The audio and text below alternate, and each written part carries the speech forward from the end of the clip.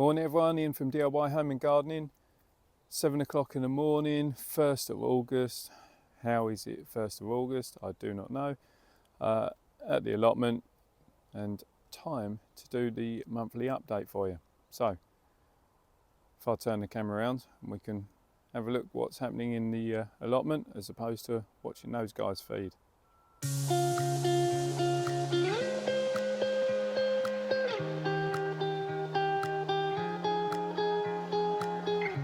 Starting with a bit of colour, so I've been up here for an hour getting a bit of feeding done, and whilst the watering can fills up, I've been spending an hour, yes, an hour, trying to deadhead all these sweet peas. It's the only problem when you plant so many, and basically it's removing these spent flowers and cutting them right down to the base of the stem. There you just, so you take that whole piece off, which is spent, and it's a case of repeat that process, because every set of seeds that are left on means that more goodness goes into the seeds and less goodness is available for the plants to carry on growing and flowering. So yeah, it's always trying to get that extra job done whilst you're doing the other job. That is my wall or hedge of Jerusalem artichoke. The rams haven't really eaten too much of it, so yeah, that's good. Pumpkins.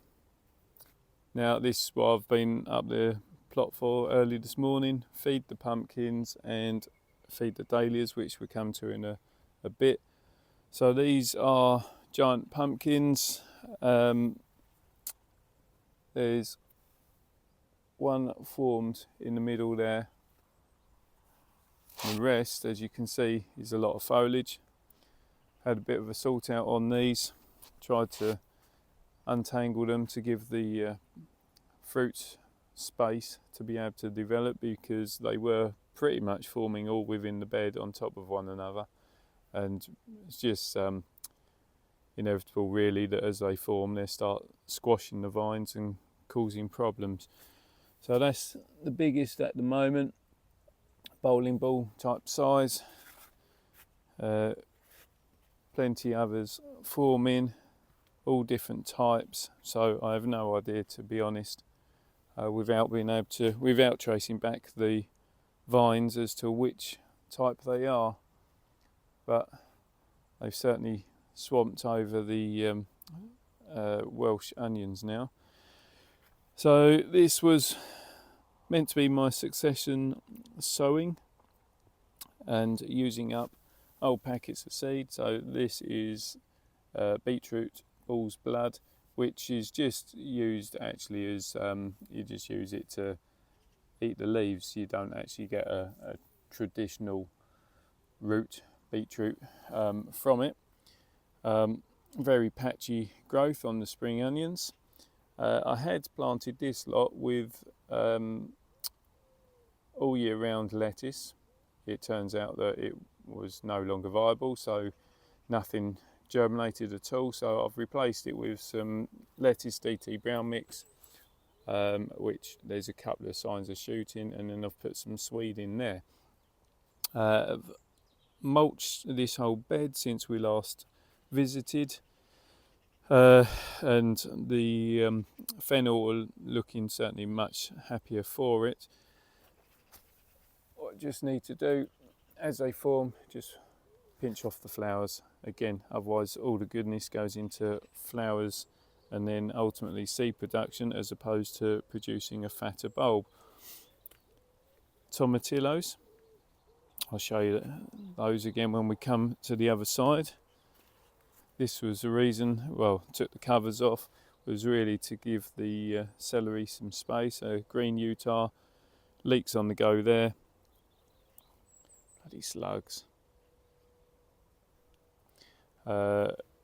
Radish crop through the middle, been picking those. This is the golden self blanching, again more slugs, just a pain. Let's whip it off. Hopefully a bird will eat it.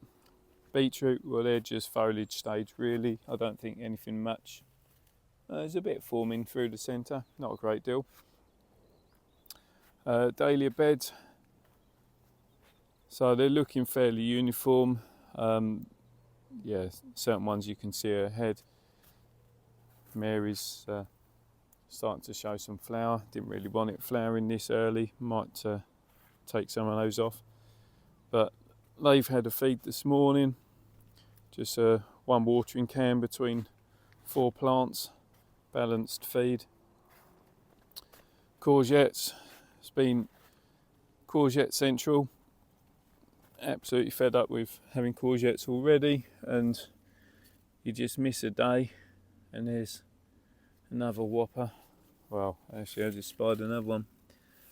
A couple of whoppers. Neighbours I think are getting fed up with them as well. So sweet corn, you can see the tassels on those have well and truly browned. That's fine. That means that they're pollinated. So now it's just a case of waiting for that to swell and firm to give you the bigger crops. Again, more courgettes. Everywhere you look is courgettes. More sweet corn. We've had quite a few of these courgettes stuffed. So the first few were very tiny, but now they're pretty big.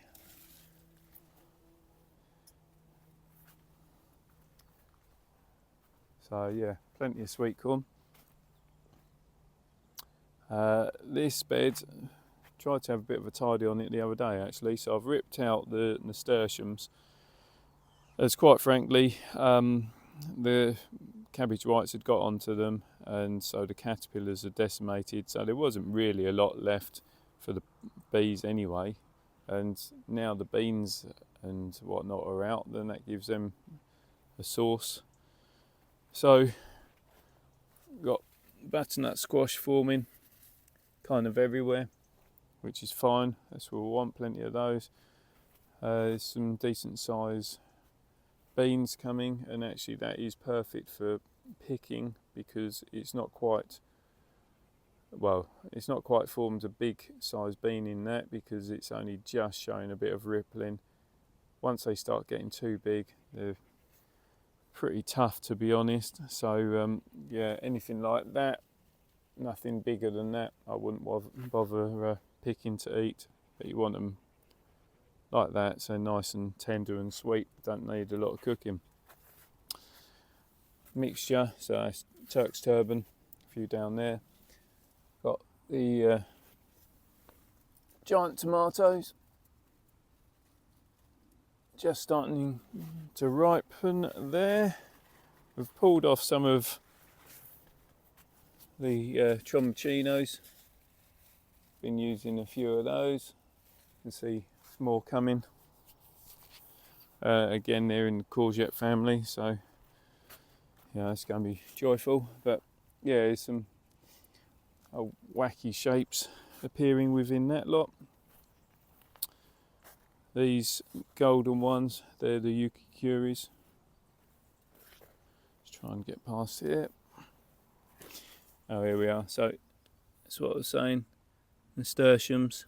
So these caterpillars are the caterpillar from the cabbage white butterfly, and obviously it's a good companion plant, the nasturtium, because it draws the cabbage whites away to nasturtium over other things, but then the caterpillars then just decimate them and start on other stuff. So peppers just starting to produce some in the middle there. Salvia's looking good, isn't it? Not sure what tomato that is. Oh, consolata. But it's doing really well, and actually the flavour on it is amazing. So yeah, going to grow that again next year. And look at the artichoke. The bees are absolutely loving that. Maybe not just yet because the sun's not out, but they love it. Gooseberry's been pruned back. blackberry as yet hasn't, or blackcurrant. Rhubarb, you can see they're starting to get some decent size. Not picking those, haven't picked those for a couple of months, just to try and let them establish now. Don't want to pick rhubarb beyond, well, I normally say beyond the end of June. A lot of people will say mid-July, but it starts getting very bitter in taste. It's not as nice as your early crops, so worth remembering. Sunflowers starting to get a bit of size to it. Mini popcorn, picked those this morning, or mostly. So I've left the ones that are just sort of emerging. See, I've missed a couple, but not many. This massive forest is parsnip. They've gone absolutely crazy. As you can see, the carrots are doing amazingly well. Not what a waste. Total waste this year for carrots. A bit more beetroot, dahlia. Go around the other side to see these bits. So finally, kohlrabi's starting to do something. Starting to make a bit of a balling in there. Not quite golf ball size yet, so nowhere near ready. Beetroot been struggling under the heat. Spinach. This bed here, which is the elephant garlic, which I'd intercropped. I planted out again with some dwarf runner beans. Well, you can see the runner beans have been decimated. They've never come back. Slugs love them. The radish crop, on the other hand, looking good. Need to pick some of those. It's just about making space, or making use of the space when it appears to be empty. Rainbow chard, looking good. I need to start using a bit more of that, to be honest. Otherwise it starts going to flower. So this bed here is, that block is Egyptian walking onions. And then so that is that block, and then this block is just an infill crop. Got seedlings there. They're all of the last of the disco beetroot mix that's gone in there, and then got a couple of lines worth of pak choi. So within here, I've been using up some of the Cavolo Nero. We had some last night. Again, it's the time of year, it's been growing a lot, and want to use it up before it gets tough, and then it will then start going into a nice lush growth stage once we get into the autumn again. So gone through that, working away through some of the red Russian kale. You can see the net wants coming off, but as soon as I take that off, it's going to get absolutely infested with whitefly. Having said that, I do need to lift and respace all the leeks, so that's probably a job. Had a couple of the cabbage, which were amazing. Plenty more to work through. You can see plenty more dead heads to come off. So current year's compost bin looking pretty full. Looks like there's going to be absolutely loads of compost there. There won't be. That's exactly what last year's compost bin looked like, and having ripped out all the nasturtium last night, that's what it sunk down to. Incidentally, I did also find a shed skin from a snake in here, so there's obviously grass snake activity within this area. But you can see how much it shrinks down by. So it was literally up to about here by the end of the season, and has reduced by 2/3 in height. But that would be decent to spread onto the plot this year. So that's how the allotment's looking. Oh yeah, let me just show you. So these are the mini pop sweet corns. As you can see, lovely colour tassels, and that's the stage to pick mini pop sweet corn out. If you wait till it's gone brown, then that means that these have been pollinated, which affects all the individual corn within there. So each tassel represents one piece of corn.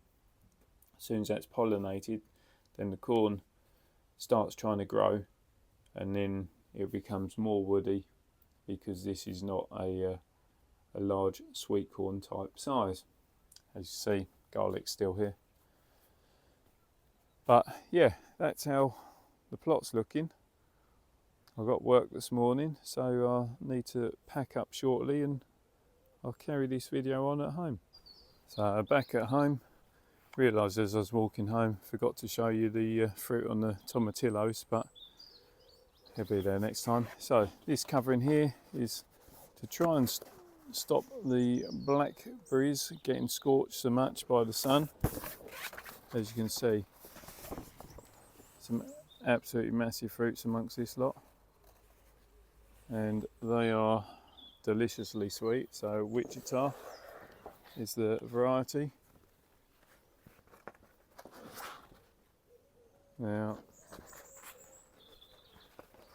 and this covering really is roofing material, which I had left over, and normally I'd put, well, last year I used fleecing, which didn't last very well, but I had that, and it was a needs must situation. Now, amazing crop of pears, pretty good. Apples looking good. Sun's managed to knock off quite a lot with the football, but there's still a lot on there. Again, same thing with the rhubarb here, it's in resting phase. That's Dahlia imperalis. Unfortunately, magnolia's finished for the mow. Yeah, I'll just show you a bit of Dahlia that's happening in the garden. Right. So, figs from start of the year, or carried over from last year, so potentially these will ripen for being able to eat at the end of this year. These little embryo fruits, which you can see are forming on this year's growth, so all being well, they will overwinter, and then they will, there's more there, they will then produce the fruit for next year. Actually, there's loads down there. So they're all the embryos, so they'll be for next year.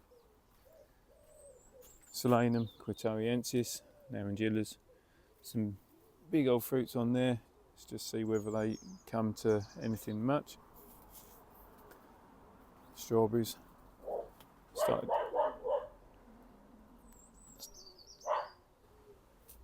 So we've got the strawberry tail there doing what it does. We've had quite a few strawberries from it actually, to be fair. See, as the season progresses, the everbearers become smaller and smaller, still nice and sweet. Cucumbers, it's the Japanese one in there. See, loads, but it's a bit of a job to get in. Haven't watered the tomatoes yet this morning, need to do that once finished doing this video, but there's sort of mixed bag of things. These I'm particularly pleased with.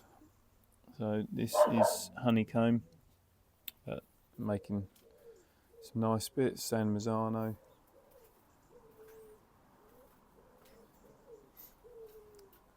That one there, I think it's Roma. It's really struggled this year, but producing fruit.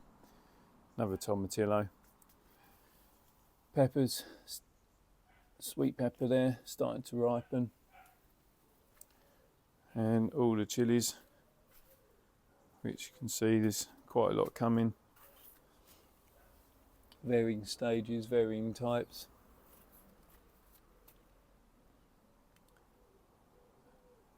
And oh, actually, so I'll show you within here, only just a by the by, so still got a bit of leek to plant out, and then taken some cuttings of the Taunton Dean cabbage, so yeah, should have a few more of those for end of season. And a quick one to finish on, grapevine. Has kind of always missed that out, but that's got plenty of fruits coming. It's been struggling with all this heat, but hopefully we get a decent crop. And that's it, that's the start of month video done. Nice bit of colour. If you've got any questions, then please send those questions to me. I'll do my very best to answer them for you. If you like what I'm doing, then please subscribe to the channel. Don't forget to hit that reminder button so you don't miss out on the future videos that I do. And above all else, just have fun, enjoy yourself, and enjoy the crops that are now coming. Unless, of course, you've had a month of courgettes already, in which case, give them to the neighbours. So, till next time, bye for now.